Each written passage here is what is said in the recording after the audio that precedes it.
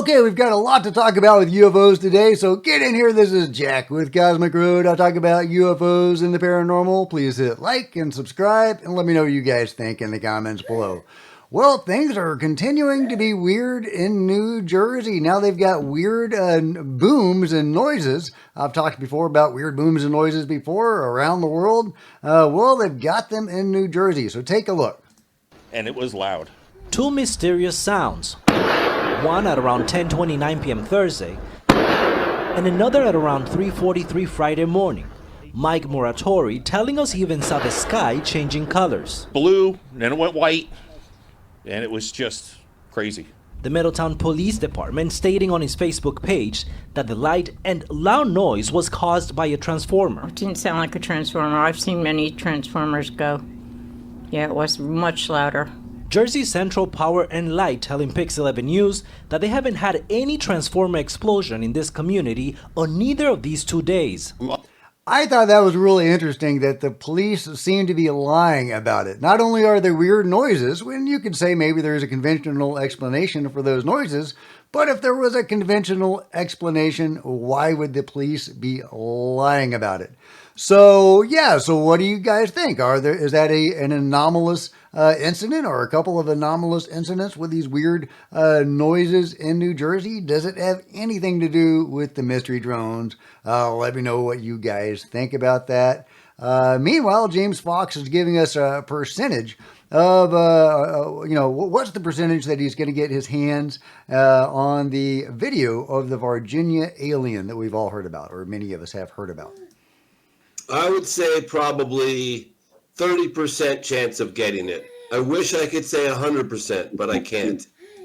Okay, there you go. So there is still a chance, a non-zero chance of us getting to see that Virginia alien video. And if you don't know what I'm talking about, of course, James Fox made the excellent documentary Moment of Contact about the Virginia alien case. Great stuff. Highly recommend it if you haven't seen it, where there were a couple of aliens running around in Virginia, Brazil. I think it's Brazil. It's been a little bit since I've seen that documentary.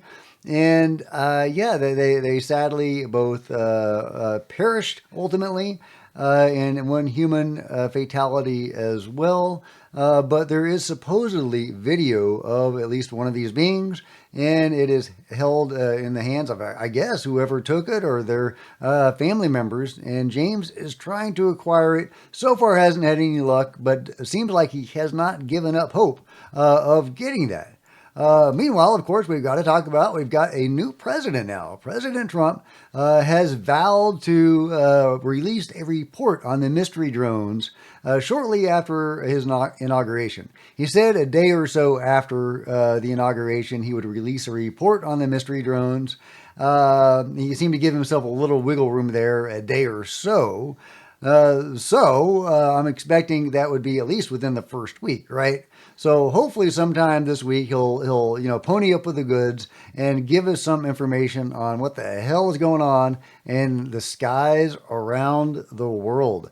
So what do you guys think? What are the chances of that? Of course, he didn't talk about anything related to UFO disclosure. He didn't say he's going to open the files or even touch on the subject directly, or even talk about the JFK stuff. I don't think.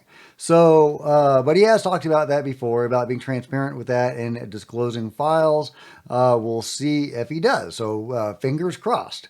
Meanwhile, we've got to talk about, and I did want to get into a little bit about what Trump may or may not know. Eric Davis had this to say. I do know that Jay Stratton and his colleagues at the UAPTF did brief Trump, but they were briefing him on the UAP problem, not about the crash retrieval topic. So yeah, so it's unclear how much Trump has been read in, how much he actually knows about this stuff. Does he know about the UFO crash retrieval and reverse engineering operation? How much about the the deep stuff, the black programs, does he know? I'm thinking he probably doesn't know very much. I don't think very many presidents do know much about this stuff. I am hopeful that he will be galvanized to find out, and that he will find out, and that he will disclose it to the public. But we'll see. We'll see. We'll see. Meanwhile, of course, everybody is talking about Jake Barber and debating the pros and cons of the Jake Barber story. Of course, the Egg video comes up a lot, even though it wasn't Jake Barber that took it. But it's still potentially an important video. If it's legit, it's our first, good video of a UFO crash retrieval, which would be amazing. Some people think, well, maybe it's a, CIA disinformation. It totally could be. I mean, it could be a fake video agenda up by the powers that be to discredit the movement of UFO disclosure. Totally possible. However, I don't know if they would have chosen an egg-shaped object for that. It seems like an unlikely shape for them to have chosen, but you never know. But yeah, Matthew Pines had this to say. Let's assume the video is true. Let's assume this is a video taken from a helicopter involved in a UAP recovery operation. Why? And it wasn't from Barber. It was from somebody else that apparently, the News Nation Ross got a hold of. Right. What that would imply to the legacy program is that they have somebody inside who's got access to such video evidence, who is now willing to share it with a journalist. Yeah, and I think that's really significant. So not only do we have people coming out talking about the Operation Constellation, or Immaculate Constellation to Michael Schellenberger, but we also have people revealing UFO videos to Ross Coulthart. We have apparently a faction within the UFO control group coming forward, talking about this openly, using their names. And these are credible people. Rear Admiral Tim Gallaudet says that he can vouch for, what was it, Lieutenant Colonel Blitch, if I'm getting that correct, who in turn vouched for Jake Barber. Jake Barber does seem to be who he says he is. The people involved in the Jake Barber case include Lou Elizondo, Steve Greer, weirdly enough, of course, Ross Coulthart, and Gary Nolan, who examined the medical effects on Jake and others who were stricken during one particular incident, likely by radiation. It's a who's who of ufology that have been on this case, some for years. So these guys do seem to be who they say they are. This seems to be the real deal.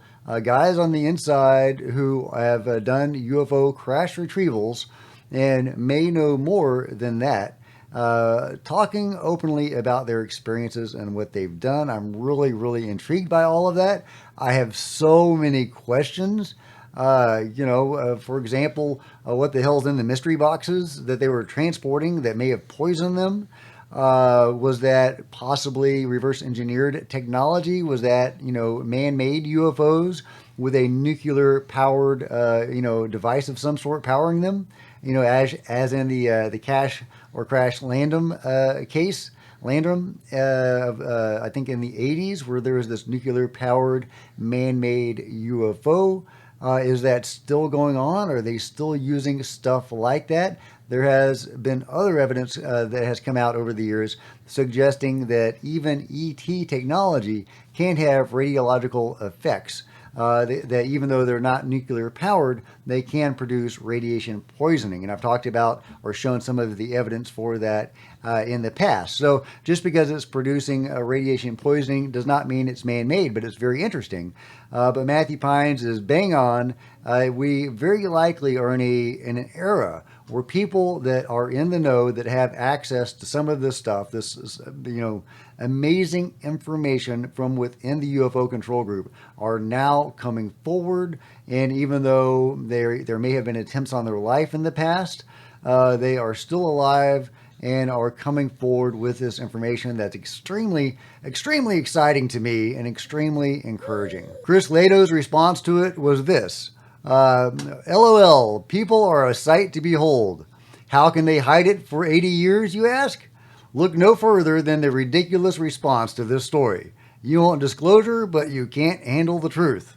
Why even look? Oh, and getting back to Blitch, UAP Juan says Blitch's resume speaks for itself. Him vouching for Barber is like Carl Nell vouching for David Grush. The more the merrier. And Lieutenant Colonel, hey, I was right. John Blitch, retired, Lou Elizondo, and Dr. Gary Nolan will be our exclusive guest this week to discuss disclosure in UAP whistleblower Jake Barber. That's from Matt Ford from the Good Trouble Show. I will definitely be watching that. That sounds like a gangbuster show. Can't wait to see what Lou and Blitch and Gary Nolan have to say and what light they might be able to shed on the Jake Barber story. Meanwhile, Stephen Greer is talking about the psionic assets that were used to lure these craft in. And you'll see that the P3 operators, these psionic operators that are operational at these bases where I've been now, they tend to look for left-handed people, bi and gay males, and females that have innate intuitive abilities.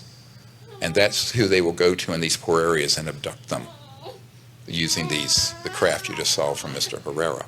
They're then taken to a few sites, and we know where they are. One's out in the Chihuahuan Desert in Mexico, but it's remote. Most of them end up dying, and the ones who don't are the laborers. And some of them now, I just came back a month ago from an event out near Joshua Tree, 29 Palms Marine Base, where there's some people, and he's got several now that are defecting with him to the Disclosure Project. Well, Jake is out now. He and his people have come out, and what I thought was a gangbusters interview. A lot of people weren't that excited about it, and there's been a big pushback against it. And here is Ross Coulthart speaking to that. One of the things I've noticed, by the way, is there are trolls who are building Twitter accounts trying to use the algorithms of social media to run the public opinion on social media to try and direct adverse comments about Jake. And we've been tracking it. In fact, we've been tracking it in quite a sophisticated way for the first time. And we're already aware that there are people who are almost certainly connected to the intelligence community who are involved in disinformation, active disinformation. Yeah, so I'm sure some of that is going on. I have no doubt of that there are bots and agents out there spreading disinformation about Jake Barber and coloring the narrative on Jake Barber. Totally think that is likely and is almost a surefire thing that is going on. But that's not to discount the many real people that are simply, not buying it, or who are having a hard time accepting the information, or just have been loosey in the football so much that it's really hard to accept that, hey, Charlie actually kicked the ball this time. Maybe he didn't make a score, but he actually kicked it. Yeah, speaking of the people that are simply not buying it, Bruce Fenton says it seems pretty clear that UFO Twitter is disappointed with the evidential standards of the News Nation show tonight, a few nights ago. The video failed to impress, and no additional evidence was offered to support the contention of alien origins. From my perspective, Bruce says, the show was helpful in updating me on which direction the main influencers in these topics are taking the narrative. Clearly, it's woo time, with a big shift towards psychic phenomena, metaphysical contact, and spiritual experiences. And he did a poll, were you impressed by Jake Barber's information or not? Very unimpressive, got the most got the highest score. Very compelling, got the least percentage. I thought that was very telling and unfortunate as far as it being woo time. That may be because we're getting closer to the truth about UFOs, and the closer you get into UFOs, well, UFOs get pretty trippy pretty fast. So if you're going to talk about UFOs, that's where it's going to go. Unfortunately, for a lot of people, people are going to have a hard time accepting that, and they're not going to, be able to believe the evidence presented to them because it does get really, really weird. Benny agrees. Others, however, are diving more into the psionic part of it, including the psionic asset deployed by Jake Barber and his team of Skywatcher, who are trying to bring these UFOs in. Benjamin Bruce says, I'm more interested in Jake Barber's psionic asset. Who is this person? And UFO Debrief says, it looks like these psionic assets are using Monroe Institute techniques, not CE5 meditation, sensory deprivation, and binaural sound waves to produce an OBE remote viewing ESP mind state. Yeah, I've talked before about the Monroe Institute. Many others have as well. The CIA studied them and probably copied some of their techniques. And it wouldn't surprise me at all if Jake knew about some of that, or some people in his orbit knew about some of that. And if the psionics that he and others were dealing with in the UFO control group were utilizing some of those techniques. And furthermore, if they were not using those techniques, doing what they are doing now in Skywatchers. Now, getting back to Skywatchers, they apparently are dealing with AARO, which makes me a little nervous. The exciting thing, I'll tell you, about the implications of Jake Barber's Skywatcher initiative that he talked about in the show is that they are now collaborating with the Pentagon's UFO office, AARO. And I can reveal that AARO has expressed an interest in accompanying the Skywatcher team on one of their attempted summonings of a UAP. And I wouldn't be surprised at all if they're there on one of the first experiments. And I have to say, it reflects a refreshing openness on the part of the new AARO director, Dr. John Kozlowski, who, unlike his predecessor, Dr. Sean Kirkpatrick, is showing a genuine scientific curiosity. A bit like you, Jim Segala. Maybe we should get you along on the same thing as well. Okay, well, so Dr. Sean Kirkpatrick, the lovely Dr. Sean Kirkpatrick, lost Jake's information. But it sounds like Dr. Kozlowski is taking him more seriously and may actually go out to one of these CE5s or whatever you want to call them, luring these craft in or inviting them in. I guess they're inviting them, since they're not trying to shoot them down or harvest their technology like the control group was doing. They're just trying to get evidence, I guess, is what Skywatchers is doing. Either way, I'm kind of very wary of AARO getting involved in this group that, doesn't sound great to me. Maybe Kozlowski's better, maybe he's not.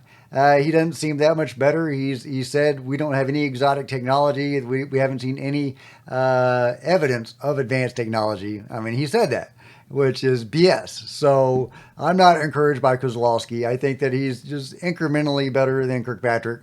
But, we'll see. Maybe he'll go on one of these C5s and a UFO will come down and he'll get in it and fly away and it'll all be caught on camera. You never know, guys. You never know. But let's see, that is not the only civilian group studying UFOs. I and others have talked before about the Tedesco brothers, really exciting stuff that they're doing. Let's give a little listen.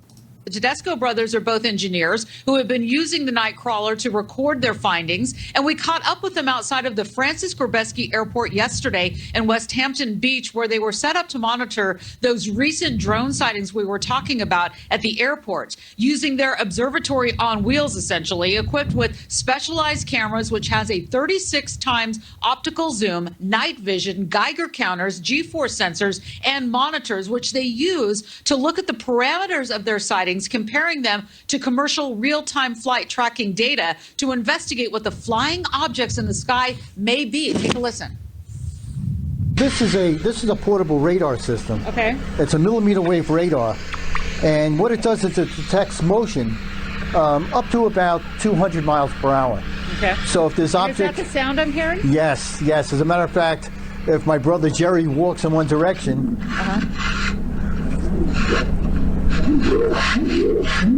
You can hear his motion, Yeah. the sound of a biped.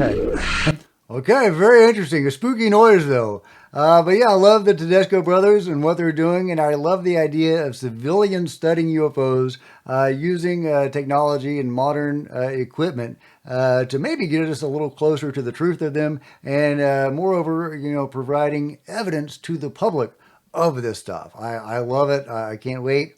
Oh yeah, speaking of egg UFOs, Wixie is sharing this one from Australia. Here we go. Let's check it out. Very, very egg-like, awesome UFO. Yeah, I mean, the egg UFOs are a thing. They've been around for a long time. They are not an uncommon shape at all. Maybe they're a variation on the orbs. I don't know, but it looks like a good sighting of an egg UFO. Love it. Okay, I wanted to end with the giants. What does Lou Elizondo think about the giant of Kandahar? Yes. Have you heard about, or do you know anything about the Kandahar giant situation? Yeah. Yeah, I'm aware of the reports on that. I'm aware of the reports. Unfortunately, I'm being beckoned right now. I'm already stepping on the toes of a call. I apologize, but yes, I'm aware of that. I'm aware of the stories. Okay. All right. Well, that's an interesting answer, and you're kind of saved by the bell there, I think. So, thanks and a the lot. Baghdad horse too. The Baghdad Thanks horse. a lot, Lou. Thanks. Okay, there you go. Lou giving us a breadcrumb there. The Baghdad horse.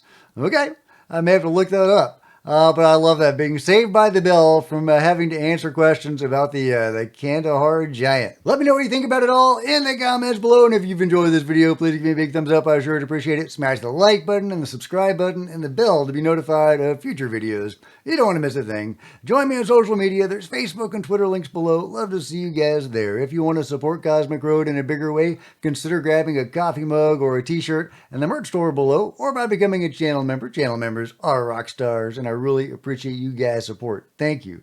Meanwhile, there's plenty of other videos on the channel, and I'll see you guys next time. This is Jack with Cosmic Road, signing out.